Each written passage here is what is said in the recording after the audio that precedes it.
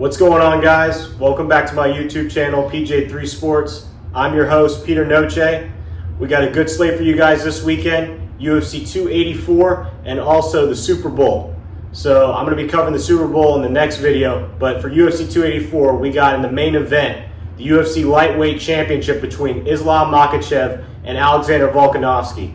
And in the co-main event, we got the UFC Featherweight Interim Championship between Josh Emmett and Yair Rodriguez. Both very intriguing fights. Let's get right into it. Money, money, money, team. Money, money, money, money, team. Money, money, money, money, team. Money, money, money, money, team. Money, money, money, money, team. Money, money, money, money, team. Money, money, money, money, team. Money, money, money, money, team. Welcome back, guys. Let's get right into it. We got in the co-main event, Josh Emmett and Yair Rodriguez for the Interim Featherweight Championship.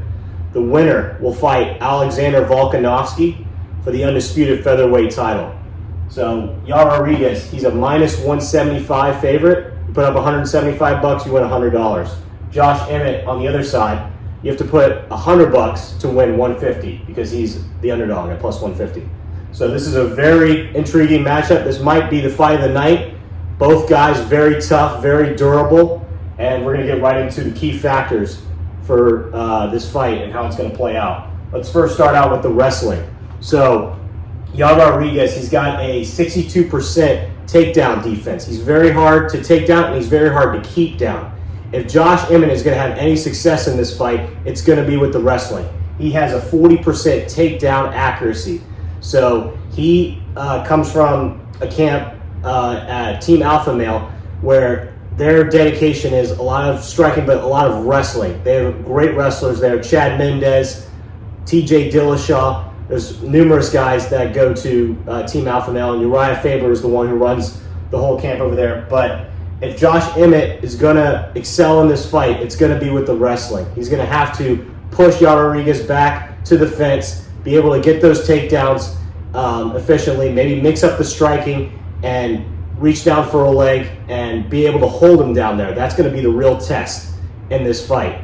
Number two, the striking. So both guys can strike very well. Josh Emmett, he relies on his power. So Josh Emmett's not a guy who's going to, bob, weave, stick and move. He's going to look to set up that big right hand or that big left hook and knock you out. If he can't find that, he's going to have a lot of issues in this fight. Yair Rodriguez on the other side, very elusive, very quick, very agile with his striking, very unorthodox. He likes to throw a lot of kicks. So he'll throw punches, but then he'll also fall off the center line and throw a round kick or a spinning hook kick. He's very creative with his striking. Yair Rodriguez is 45% striking accuracy, so he lands almost 5 strikes per minute, as opposed to Josh Emmett, who lands 4 strikes per minute and has a 37% striking accuracy. So definitely favors Yair Rodriguez in the striking. If Josh Emmett is willing to stand and bang with Yair Rodriguez, that's going to be a big mistake, and he's going to pay for it when they fight. But and then the last thing we're going to go to is conditioning. Both guys, I believe, are going to be very conditioned for this fight. They both know it's 25 minutes. Both guys have been 25 minutes. Yair Rodriguez has gone 25 minutes 3 times. He's 2-1 when he's gone the full distance, and then Josh Emmett went 5 rounds in the last fight he had, and he won with a split decision over Calvin Kattar. So both guys know what it takes to get that belt around their waist, but if I had to lean aside, I'm definitely going to lean slightly towards Yair Rodriguez, only because Yair Rodriguez has more ways of winning this fight than does Josh Emmett. Josh Emmett really has to rely on that power. If he can't find that power, he's going to have to utilize that wrestling early. But I think the key is if he doesn't use the wrestling and he sticks to the striking in his last couple of fights, which he has shown, he's going to have a really hard time with Yair Rodriguez. Yair Rodriguez presents a whole different number of problems for Josh Emmett. So I'm leaning with Yair Rodriguez. All right, and now to the main event between Islam Makhachev and Alexander Volkanovski. These guys are the 2 best fighters in the world. Pound for pound number 1 versus pound for pound number 2 for the lightweight title. Champion versus champion fight. This is going to be a very intriguing fight. Could be the fight of the year. Very excited for it. A couple things to point out. Volkanovski, is a 3-1 underdog. So you got to put up $100 to win $305 if you bet on Volkanovski. Huge payout.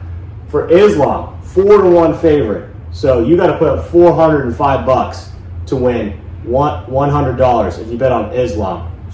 Very steep.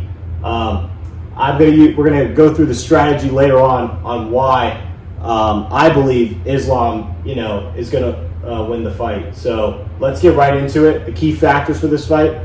Number one is wrestling. So Islam, being a Sambo wrestler in Dagestan, Russia, wrestling his whole life.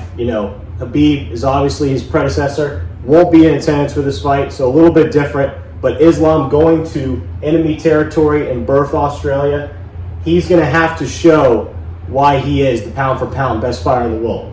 And it starts right here with the wrestling. He has 66% takedown accuracy. That is unbelievable. I think he is like 5th right now in the UFC with the highest takedown accuracy and 88% takedown defense. This guy is very hard to take down and keep down.